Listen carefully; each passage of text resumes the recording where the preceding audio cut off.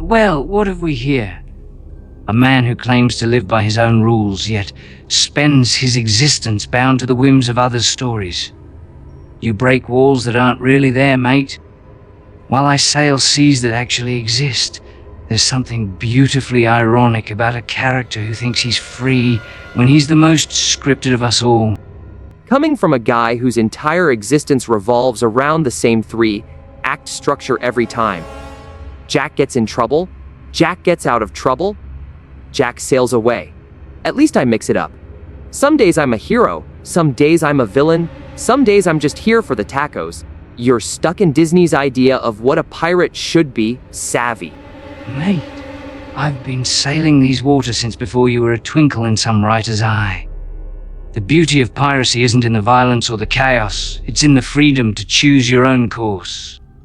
Every decision I make serves my own interests first. You, on the other hand, seem constantly driven by guilt, revenge, or some misguided sense of heroism. Look who's talking, mister. I'll fight Davy Jones for my soul. At least when I self-destruct, it's spectacular, and I come back with all my pretty parts intact. You've died, what, twice? 3 times. 2? And each time, it's because you couldn't resist playing the hero when it mattered. For a guy who claims to be selfish, you sure do a lot of noble sacrificing. But there's method to my madness, as they say. Every noble gesture serves a larger purpose, usually getting me out of an even worse predicament. I sacrifice my freedom temporarily to ensure I keep it permanently. Your immortality, though, doesn't it rob life of meaning? When there are no real stakes, no permanent consequences, what's the point of any choice you make? Brother, I've been looking for meaning in all the wrong places for decades. Cancer, experiments, regeneration, repeat. But here's what I figured out. Maybe the point isn't finding some grand purpose. Maybe it's about making the journey interesting. 2. You're so focused on staying free that you miss half the fun. When's the last time you did something just because it was completely insane? Insanity and freedom aren't the same thing, though they often dance together quite nicely. But your brand of chaos, it seems reactive. You break things because they exist to be broken. Fight people because they're there to be fought. There's no strategy, no long-term thinking. Listen, Captain Eyeliner. Life's too short to plan everything out, and in my case, life's too long to take it seriously. You think your careful schemes make you free, but they just make you predictable. Real freedom means being able to change your mind mid-sword fight, help your enemies, betray your friends, and still sleep like a baby. Well, 2. If babies had nightmares about government experiments. But doesn't that approach leave you isolated? Trust requires consistency, and friendship needs reliability.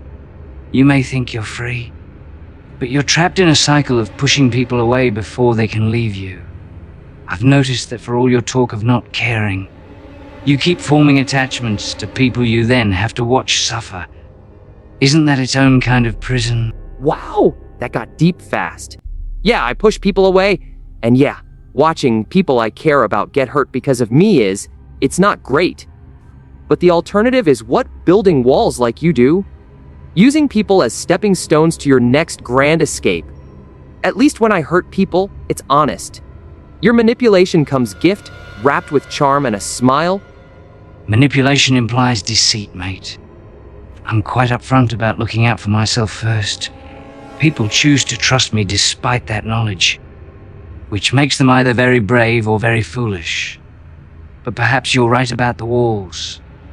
The question is whether those walls protect me from the world, or protect the world from me. What do you think yours are for? From Joker 2, I don't have walls, I have fourth walls, and I knock them down for fun. But seriously, from Joker 2, maybe my chaos isn't about freedom, maybe it's about control. If I break everything first, nobody else can break it to hurt me. Joker, if I make everything a joke, nothing can be serious enough to really wound me. That's not freedom, that's just really elaborate cowardice. Now that's the most honest thing you've said yet, and perhaps the most human. But here's what troubles me about your method in making everything a joke. Don't you also make it meaningless?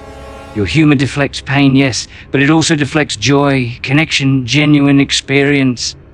You're so busy protecting yourself from feeling anything real that you might be missing what makes life worth living. The guy who spent 10 years on an island rather than face what he'd lost. We both run, Jack. 2. You just run toward the horizon while I run toward the punchline. But maybe running isn't the problem. Maybe it's that we're both running from the same thing.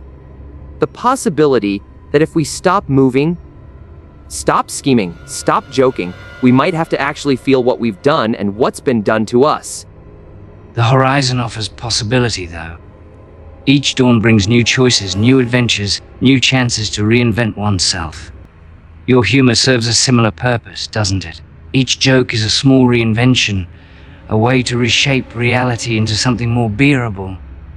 Perhaps we're not running from feeling. We're running toward the version of ourselves we want to be. That too.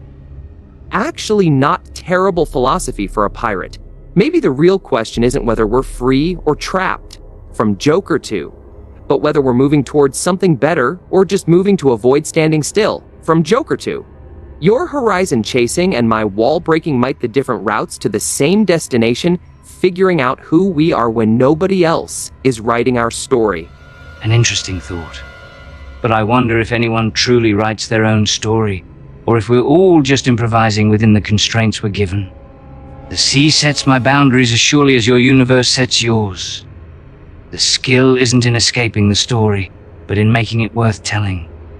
What kind of story do you want yours to be? One where the hero gets the girl, saves the day, and doesn't die horribly at the end, again. But failing that, 2, maybe just one where people laugh. If I can't give the world peace or justice or whatever, at least I can give it entertainment. 2, that's not nothing, right? What about you? Still chasing immortality and freedom? Or have you found something else worth sailing toward? Freedom was never the destination. Mate E, it was always the vessel. The real treasure isn't gold or eternal life. It's the ability to choose your own course, even when all the choices are bad ones. And perhaps especially then. Maybe that's what we both offer in our strange ways. Proof that people can define themselves by their choices, not their circumstances. 2, choice? Yeah, I can drink to that. Even if my choices usually involve explosions and questionable Mexican food. But here's to being magnificently, to unapologetically ourselves in a world that keeps trying to write us into other people's stories. To may we forever confuse our audiences about whether we're the heroes or the cautionary tales. Indeed. And may we never be so certain of our own righteousness that we stop questioning what we've become. After all, the moment a pirate stops examining his own moral compass is the moment he becomes exactly what everyone already thinks he is. Better to remain a beautiful mystery, even to ourselves. A beautiful mystery with great hair and questionable life choices. I think that might be the best any of us can hope for. Though next time we do this philosophy thing, I'm bringing snacks.